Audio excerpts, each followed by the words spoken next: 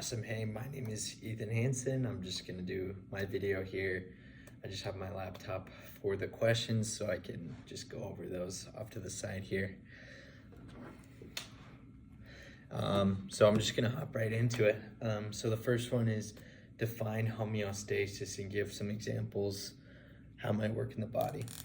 So homeostasis is basically the levels in which our body are normal. And so if we were gonna put it into a graph, it'd look like this. So there's time down here, and then we can just say, like, for one of my examples I want to use is temperature of the body. So it sits around 97, 98-ish. It's the normal body temperature, 96, 99, 100. And so it's like this. This is what the normal bounds are kind of like sitting in between there. And our body wants to keep it there because that's its optimal range of temperature. But there's all these, our body doesn't stay the same. There's always these changing factors. And so we might start off here, but then something might change, like it might be a warm day, or we might be in an environment that's really warm. And so then our body temperature rises. And so that's where the reflex control pathway comes in to play. So we'll turn it this way. So the reflex control is we get a stimulus. I don't know. And so in this case, the stimulus is temperature. So something that's increasing the variable, which is our body heat. So this is our variable. So the stimulus is affecting our variable. And so then we have receptors. Oh, I don't know if you can see that. Let me turn that. We have receptors that sense that change. And so through the receptors want to get this message to the control center, which in most cases is our brain, but in other cases it might be other organs or something like a pancreas for insulin or something like that. But it gets it to the control center, and it does that through afferent pathways, which just means the blood or neurons. And so it comes to the control center in our brain about the temperature, that the temperature is rising. And so then it sends the answer to the effector, and that does it through efferent pathways, which is also the blood and neurons. And what the effector is there to do is to correct this and bring it back into its normal bounds and affect the variable again. And that's why it's called a feedback loop. It's because now our body's variable is changing. And so in the case of our temperature control, that could be vasodilation, where your blood vessels in your face or your body open up and release that heat more. There's also sweating, where the evaporation takes that heat off of your blood and your body. And so the effector will affect the variable, but you can't do that forever. So we come back to our graph, and we'll change it to red. And we'll come back down because we're sweating and vasodilation, and the body's cooling itself. But it can't do that forever, because then we'll come out of what's normal bounds there. And so then it has to happen again, where it goes to the receptors that, hey, it's getting too cold, it's time to go back up.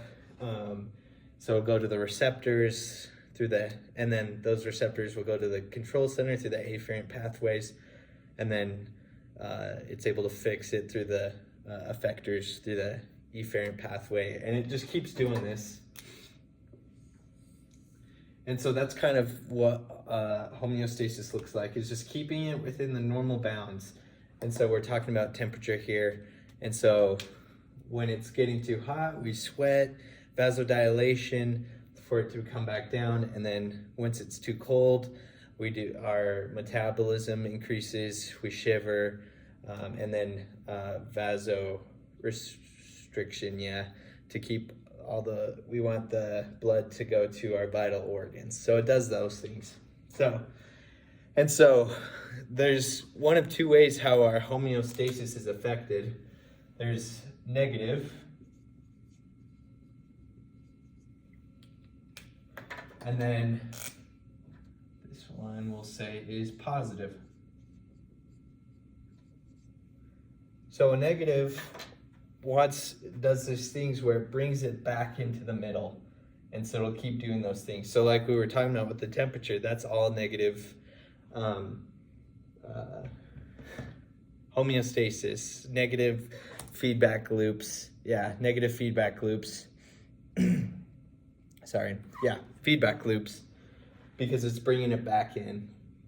But positive takes it out of what is normal. And so a lot of what I've been studying and what I've been hearing is in pregnancy, when the baby's head is pushing down there's a release of oxytocin, which is above the natural levels or normal levels of oxytocin in the body. But then it just keeps going and going and keeps pulling it away from the negative things, which helps with childbirth. And so I'm thinking another thing could be salivation. Like when you're eating, they have to go above the normal levels, but that could also just reset where the normal bounds are. But the childbirth one is definitely a positive feedback loop. Okay. And then that just takes us to, I'm gonna erase all this stuff. Okay, so now we're going into the ways of transport through the cell, which goes into osmolarity and tonicity, but we're gonna talk about how it happens first. So there has to be movement of molecules in and out of the cell, because our bodies need those, our cells need those to survive. But there's very specific ways. The cell wants specific things in there because it doesn't want to just let everything in. It wants to make sure that it's blocking out some things that are not going to be good. And so it's very specific. And the rates are different based on, things like temperature or the gradients or stuff like that. So there's definitely two different ways. There's passive diffusion or transport.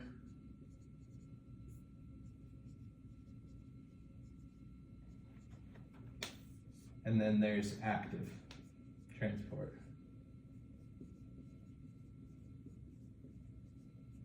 Okay.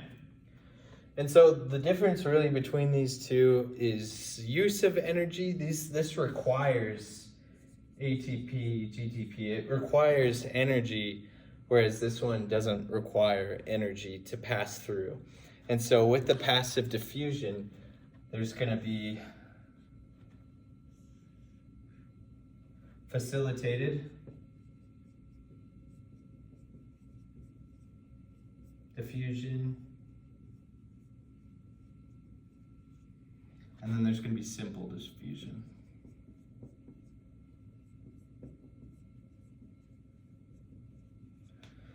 For the simple diffusion, there's just simple channels like aquaporins, and it's normally for non-polar molecules, because the cell wall is made of hydrophobic heads, and so it doesn't like having ions go in it. And so these things are the easiest to go through because there's channels for them to go through, and they're non-polar molecules, so it's easy for them to go through. And so if we were going to look at their rates of diffusion for simple diffusion, it would just go like that. It doesn't have a point if we're going to go time over diffusion, oh, that's hard. It's just 1 to 1. There's no point of saturation because no matter how many molecules you have, or we can say concentration, let's say that instead. Concentration of time slash diffusion over time, sorry, then it'd just be 1 to 1 because it can just pass through those channels simply. It doesn't need energy, and they're non-polar molecules, so it makes it easier to just pass right through. So, and then facilitated diffusion, it has proteins that it needs to pass through. So that would be like mechanical gated channels. I know there's a ligand, gated channels.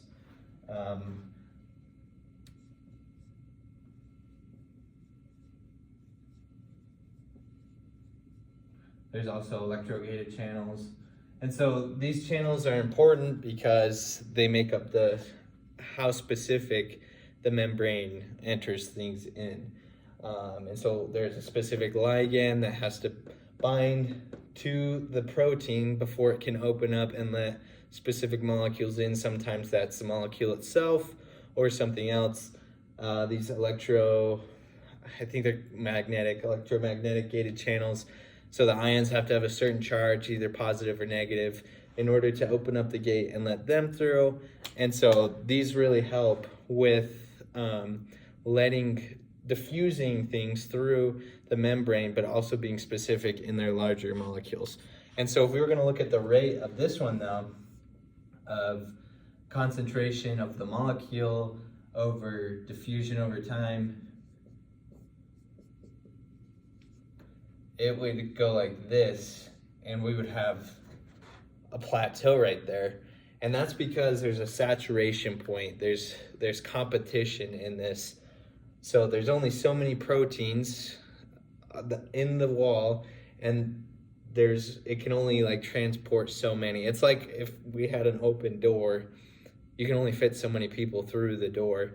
And so that's why it becomes saturated at one point, and it's not able to let any more through. And so there's a lot of like competition with these proteins because they have so much like carrying capacity, like a bus or we could say like a plane or something like that.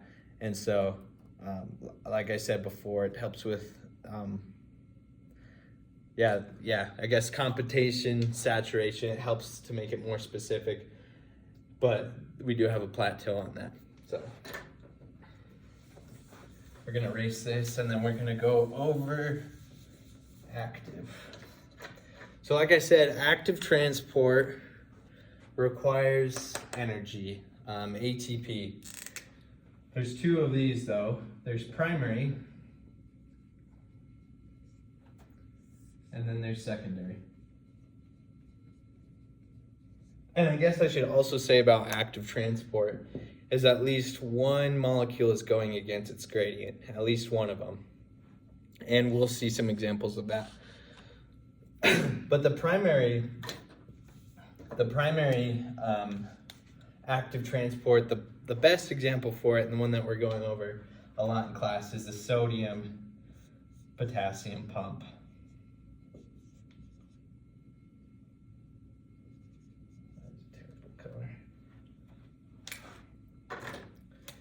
So the sodium-potassium pump uses ATP to pump both these molecules against their gradient.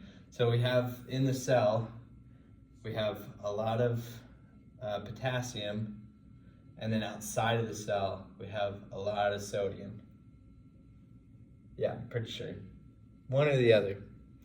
I'll study that a little bit more. But through this channel, ATP comes in, and it takes 3 sodium and 2 protein, and it opens up like this and this. And that's kind of important because we get, okay, hold on, let me write some more up here. So Okay, so how come this is primary is because it uses the energy, the ATP, and it's an active transport because it's pumping these two molecules against their gradient. And so 3 sodiums will bind onto this and get pumped out of the cell, and 3 potassiums will get pumped in the cell, and it'll make the gradient different. And so that's why the primary is so important.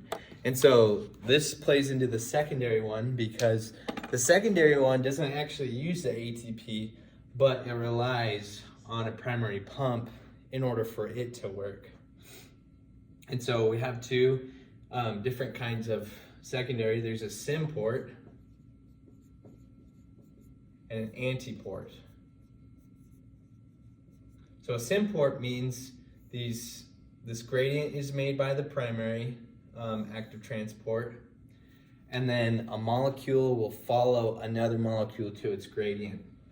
And so let's say the potassium wants to get back in the cell.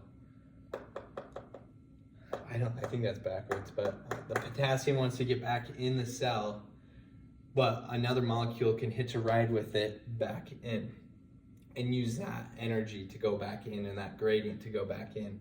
And an antiport is just the opposite of that. It's using the same reasoning, but it's going the opposite way. But one is going back to its gradient, while the other one is just hopping ride and going on that ride with them through that. And so without ATP, the primary won't work right away, but also it has effects on the secondary active transport in there. So I think that's everything. Yeah, that's everything I got. And then we are gonna talk about osmosis. Yeah. So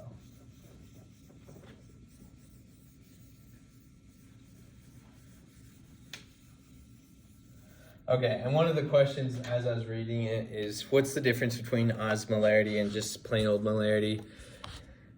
And osmolarity is talking about all the particles, even after they dissociate. So molarity is like, we put a gram of this in 100% solution, or 100 milliliters of this, and even though it dissociates, it's still this molarity of 0.1 molarity.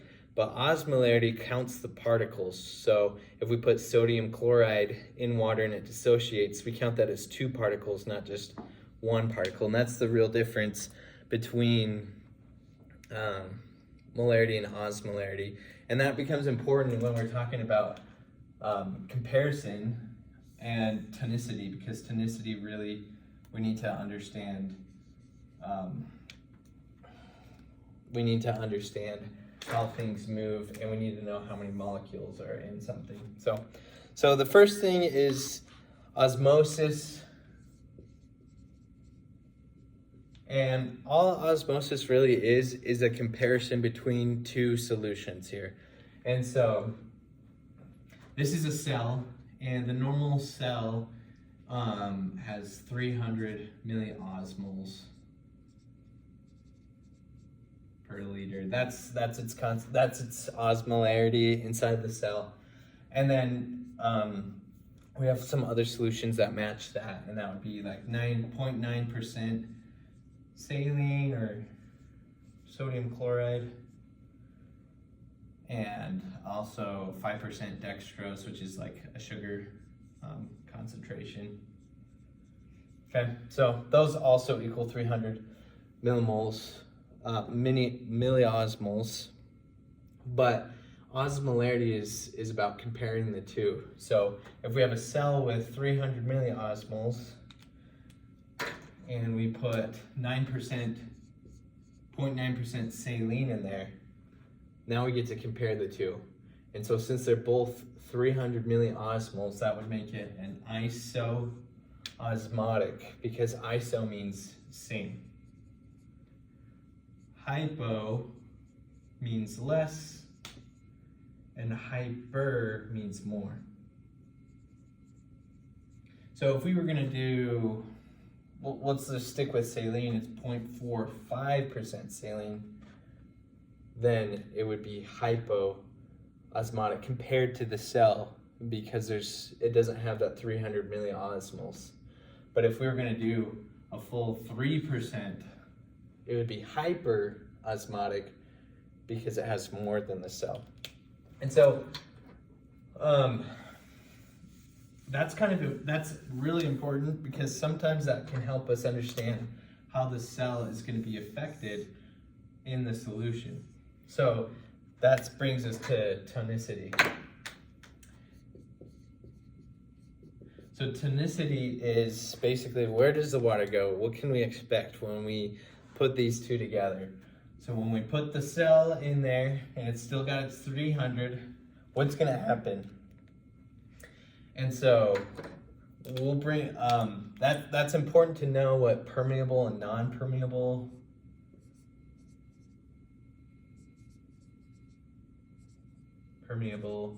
non-permeable molecules are, because then it can help us figure out where the solutes go first, and then the water will follow them. So let's stick with the 9% dextrose, okay? It's isosmotic.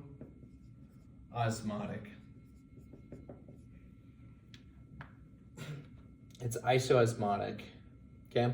So that means the concentration outside and inside the cell are the same. And saline is non-permeable. That means it'll stay outside the cell. And so we can say that this is going to be an isotonic solution, which means the same. So the water will stay where it's at. Again, hypo means less or move out. And then hyper means more or move in. So let's talk about dextrose though, because dextrose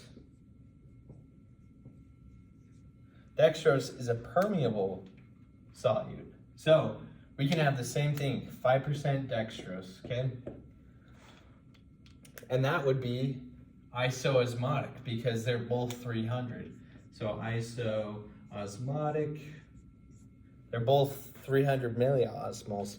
But what happens is the dextrose will move into the cell, and then the cell will, because it's permeable, the dextrose will do that. And then the cell will metabolize that because it takes glucose, it takes that sugar. And so what happens is the solute moves in again because it's permeable. Again, it metabolizes until they're all gone. And then the solution, there's no solutes in the extracellular fluid, but there are still solutes in the intracellular fluid. And so it'd come into the cell. So it would be a hypotonic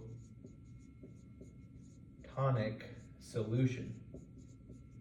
And it's important that we say solution, because if we were saying the cell, we'd say the cell is hypertonic compared to the solution, right? It'd go into the cell, but we're talking about the solution most of the time, so we're talking about the solution going into the cell. So, yeah, I think that's about it. Let me see if there's any other questions on here. Yeah, I think we kind of talked about that. So they all kind of like play together. All the things that we're talking about is, especially transport and this what we're talking about, osmolarity, helps us to understand where the water's gonna go, how we can treat people if they're dehydrated, if they need saline, dextrose, how much, how can we keep their cells from exploding. And it's all to make sure that our bodies are staying in that good level right there in homeostasis. So thanks for listening, and please give me some slack. This is my first lesson, so.